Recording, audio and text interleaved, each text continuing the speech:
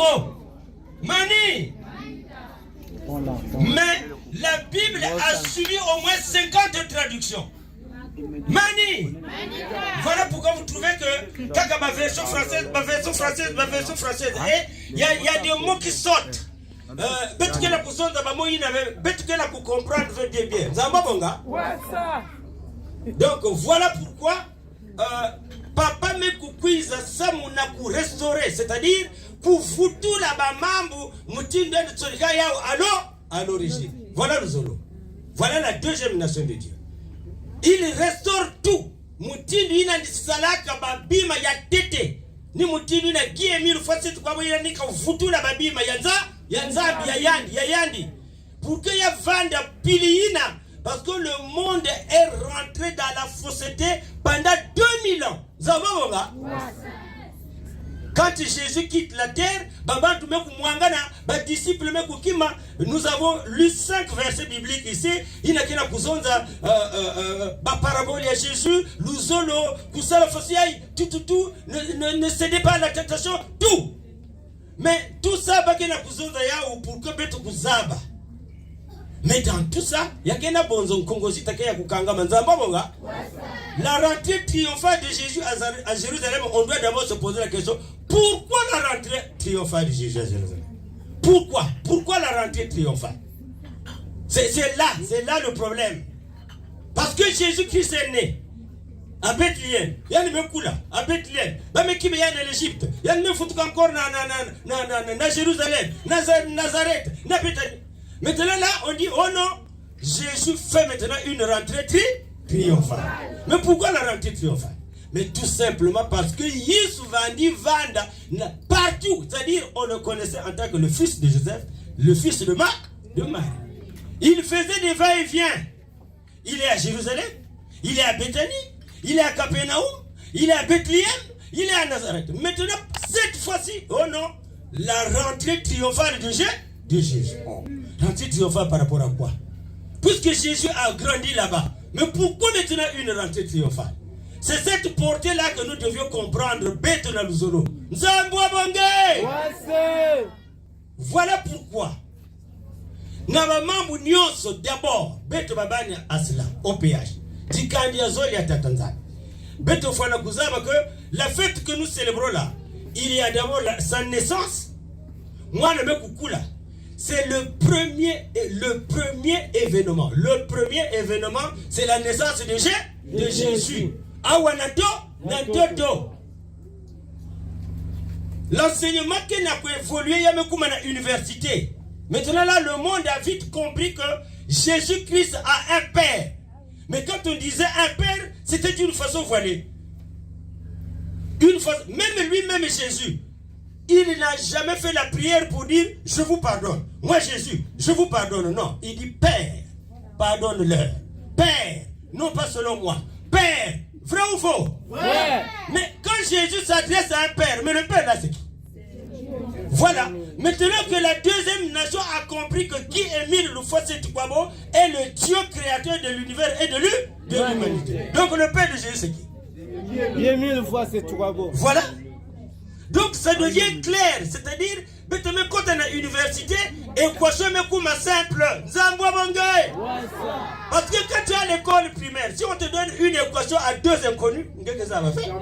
Parce que tu es au CP2, vrai ou faux? Mais quand tu es à l'université, parce que tu as une équation à deux inconnus, tu résous ça, tu fais sortir le dénominateur commun à bout. Parce que tu es à l'université.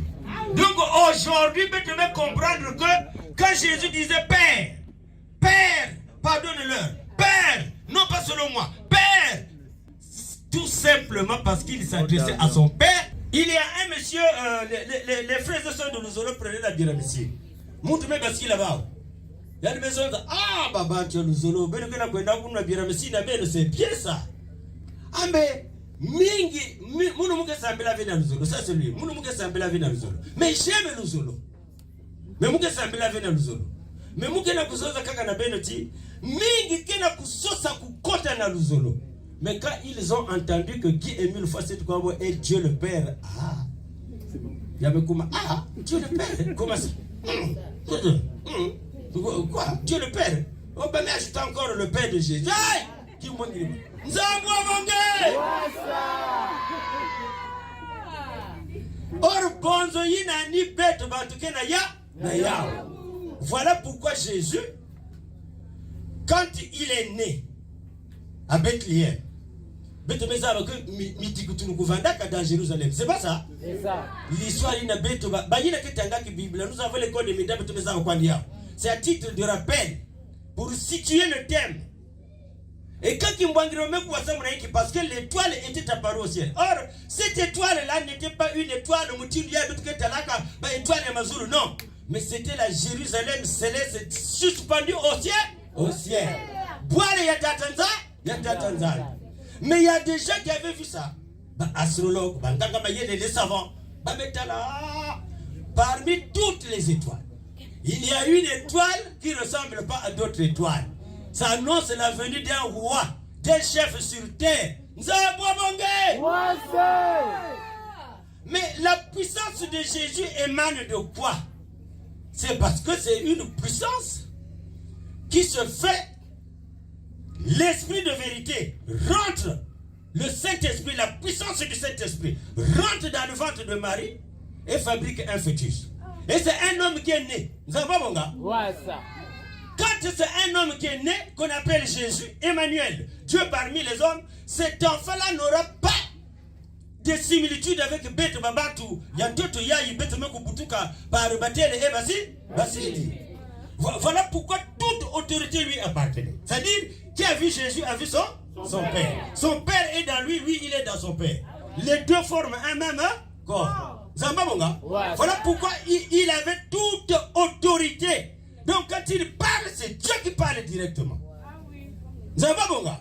Parce que c'est une puissance non pas selon les batailles et les basidi, mais selon le Saint-Esprit. Alors, donc, cela revient à dire que quand il se baladait, Jésus cache sa divinité. Et quand on fuit avec lui en Égypte, il cache sa divinité.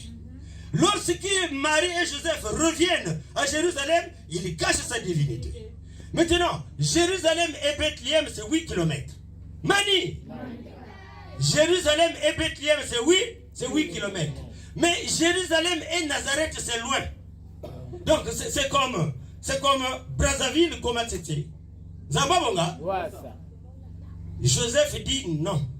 Si je repars avec Jésus à Bethléem, l'héritier là que vite découvrir que moi il faut me connaître dans la localité Yadama. C'est là où Joseph et Marie choisissent Nazareth. Voilà pourquoi la Bible dit maintenant on l'appellera le Nazorien. Et c'est là où il débute maintenant son ministère. C'est là où maintenant il débute Bamambu. Mais qu'est-ce que Jésus fait le premier signe? Le premier signe que Jésus fait, c'est quoi? C'est dans Luc 4, de 16 à 24, comme ça. C'est-à-dire, Jésus, qu'est-ce qu'il fait? Il est à Nazareth. Il est tenté de se promener. Un jeune garçon de rien du tout. Mais animé d'une puissance que vous ne pouvez pas calculer. Lorsqu'il manifeste sa divinité, c'est fini. Et lorsqu'il se promenait dans Nazareth, il se promène, il voit les prêtres qui priaient dans la synagogue. Il dit, ah, ces gens-là sont en train de prier. Jésus rentre dans la synagogue. Ah, maman, écoute-moi, quel exemple que je vous prends? Voilà, je prends l'exemple de nous les catholiques. Tu es en train de te promener. Prenez un jeune garçon de 13-14 ans. Il est en train de se promener. Il arrive à la cathédrale Sainte-Anne. Mani! Pendant ce temps, il y a une messe qui est là, les gens sont habillés en soutane. Vous savez que Bami Pékin, c'est sérieux. Hein? Rien que par l'habillement, tu ne peux pas t'approcher de lui. Vrai ou faux? Voilà. Lui, il rentre. Un jeune garçon de rien de tout. Il va directement au temple. Luc 4, 16 à 24, comme ça. Il va pas. Il dit, donnez-moi le rouleau. En ce temps-là, il n'y avait pas la Bible. Il y avait des rouleaux. Des rouleaux. Jésus. Et quand on lui donne le rouleau, il tombe sur le prophète Esaïe chapitre 61. Mani! De 1 à 3 qui dit, je suis oint. L'esprit du Seigneur se repose en moi. Maintenant, il interpelle ceux qui sont en train de diriger la messe et leurs disciples. Il dit, ce que vous venez d'entendre se confirme en moi. Un jeune garçon de rien du tout.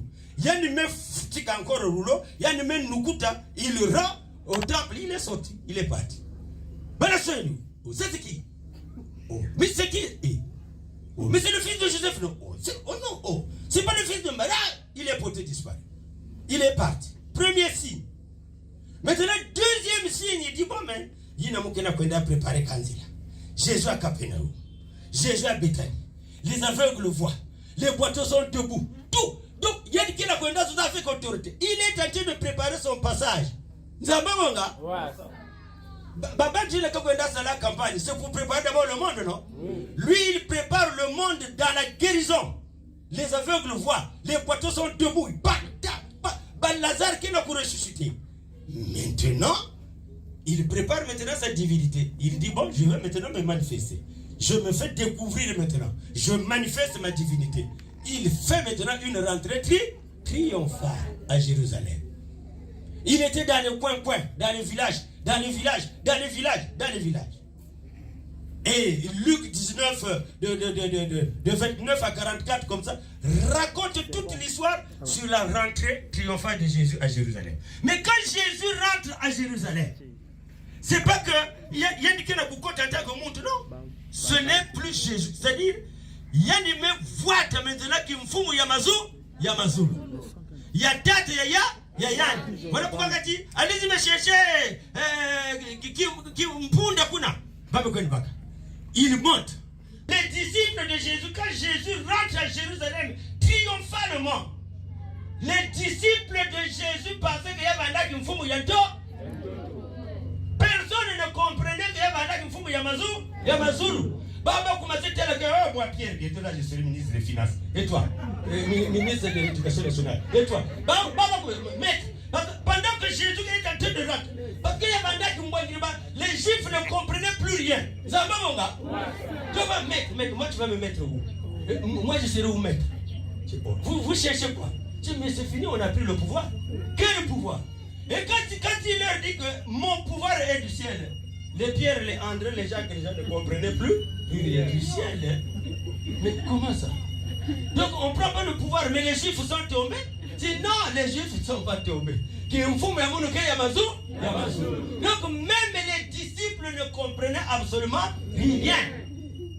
Quelqu'un qui a préparé une zila Yamazou.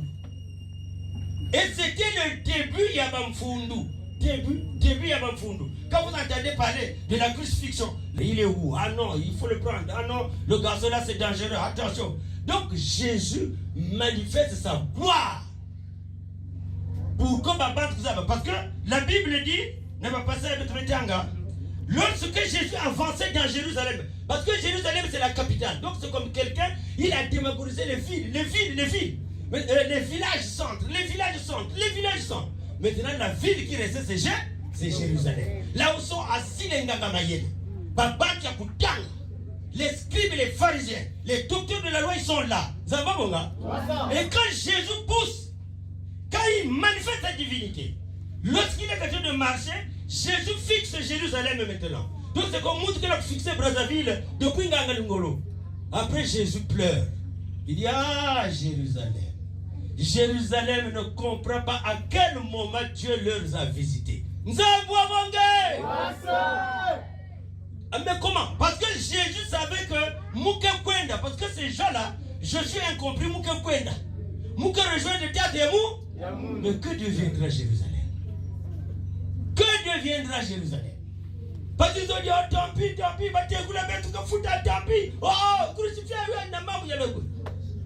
mais il ne savait pas ce qu'il disait. Voilà pourquoi même il a dit à la croix, Père, pardonne-leur, car ils ne savent pas ce qu'ils font. Jésus pleura parce que Israël n'a pas compris le temps que Dieu leur a visité. Bon, maintenant, quand Dieu va partir, ils vont se racheter comment? Voilà pourquoi Jésus avait pleuré. Parce qu'il savait qu'il y a une promesse qui vient là. Mais sachez-le, Et les chansons sont venues. Israël mo kwaka kweyende namyo zoni chilulu zatata zambi kasi bantu bago bazabati zambia pungu wela mo. Alors